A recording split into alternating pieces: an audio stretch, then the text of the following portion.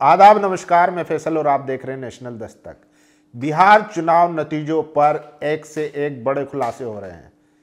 परत दर परत हटती जा रही है और अब जो मैं आपको खबर बताने वाला हूं उसे सुनकर आप चौंक जाएंगे। बिहार पर लगभग 4.6 करोड़ लाख का कर्ज है। ये दावा किया है जन स्वराज पार्टी के पवन वर्मा ने, जो प्रवक्ता है, राज्यसभा सांसद भी रह चुके हैं और जेडीयू में भी रहे हैं। साथ ही साथ उन्होंने दावा किया है कि वर्ल्ड बैंक से 21,000 करोड़ का कर्ज मिला था भारत को, जिसमें से 14,000 करोड़ निकालकर बाकी बचा पैसा वो बिहार चुनाव में इस्तेमाल हुआ। बिहार में वोटिंग के दिन तक महिलाओं को 10-10 हज़ार उनके बैंक में ट्रांसफर किए गए। चुनाव आयोग खामोश रहा।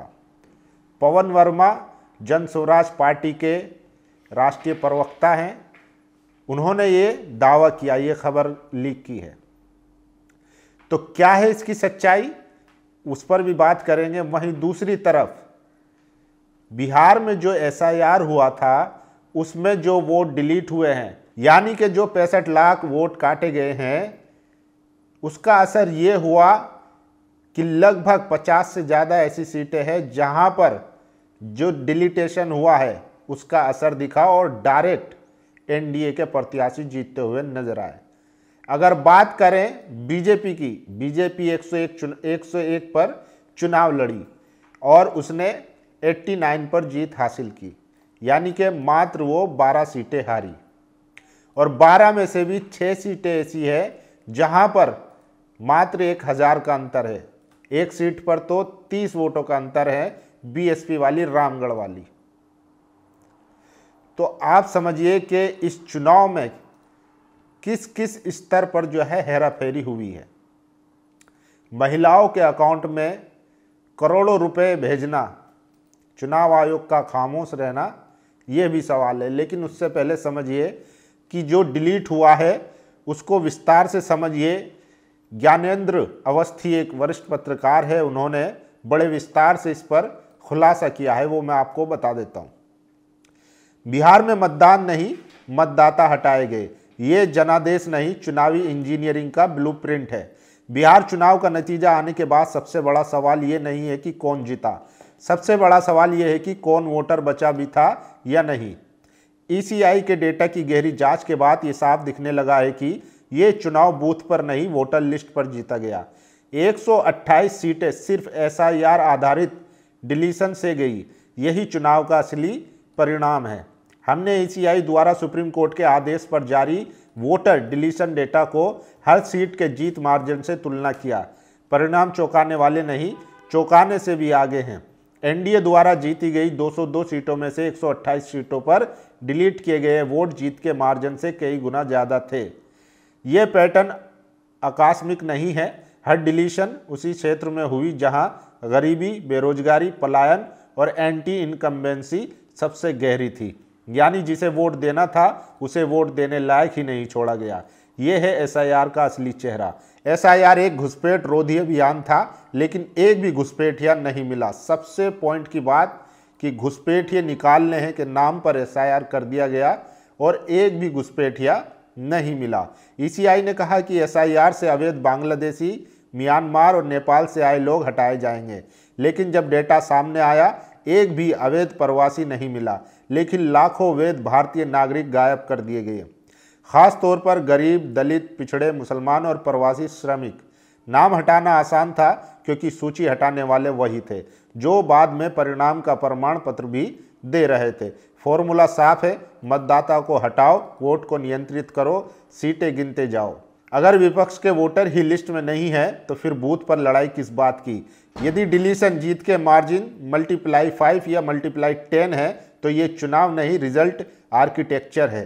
बीजेपी और जेडीयू की 90% हिट रेट किस मैदान से नहीं आई, ये सूची के मैदान से आई है। ये सिर्फ बिहार नहीं, ये नया मॉडल है।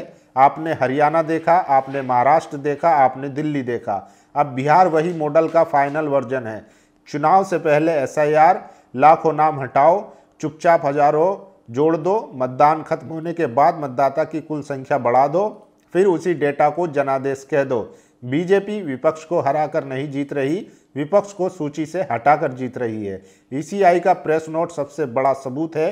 चुनाव शुरू होने से पहले 7.42 करोड़ वोटर, मतदान खत्म होने के बाद 7.45 करोड़ वोटर, मतदान खत्म होते ही 3 लाख नए वोटर। ये चुनाव नहीं, ये डेटा फर्जीकरण का पब्लिक डेमो है। ये लोकतंत्र नहीं, डेमोग्राफिक कूप डीटा है। लोकतंत्र में वोट चोरी हो सकती है, तानाशाही में परिणाम गढ़े जा सकते हैं, लेकिन यहाँ जो हुआ वह उससे भी गंभीर है। ये मतदाता चोरी है। वोट तो बाद में आता है, पहले आपको ये तय करना होता है कि आप वोटर है भी या नहीं। जब सूची आपके हाथ में हो तो ईवीएम की ज़रूरत नहीं पड़ती। अब सवाल किसी पार्टी का नहीं, आपकी नागरिकता का है। अगर ये पैटर्न अब नहीं रोका गया तो अगली बार सवाल ये नहीं होगा आप किसको वोट देंगे, सवाल ये होगा आपका नाम सूची में है भी या नहीं। बिहार के चुनाव ने यह साफ कर दिया है कि लोकतंत्र आज़ाद नहीं है, वह डेटा हाथों से बंधक है। एक गलत एसआईआर, एक गलत टेबल, एक गलत क्लस्टर और आप भारत के नागरिक नहीं, डिलीटेड एंट्री बन जाएंगे। ये जनादेश नहीं, चुनावी आर्किटेक्चर है और आर्किटेक्ट जनता नहीं थी।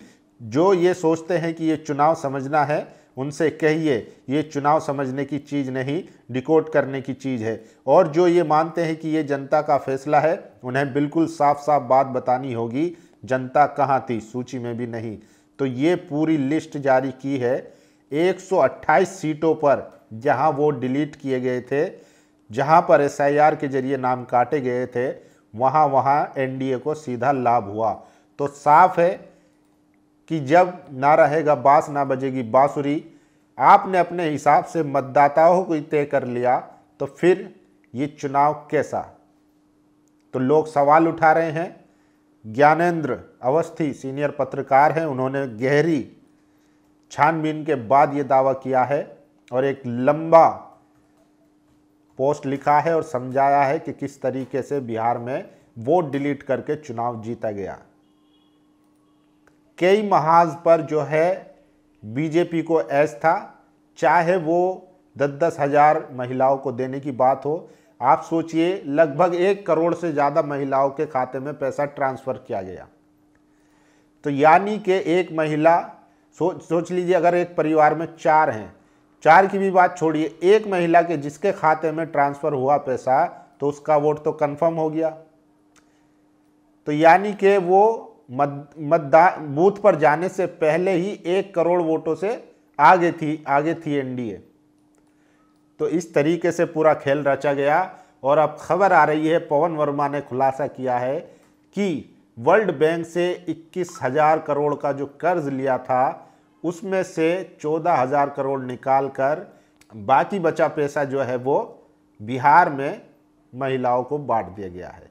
इसकी क्या सत्यता है, इसकी हम पुष्टि नहीं करते हैं। पवन वर्मा जनसुराज के प्रवक्ता ये बात कह रहे हैं और वो साथ ये भी कह रहे हैं कि अगर ऐसी खबर, ऐसी सूचना उनके पास है और अगर ये गलत होती है तो मैं उसके लिए माफ़ी भी मांगता हूँ, लेकिन ये जांच का विषय तो ज़रूर है।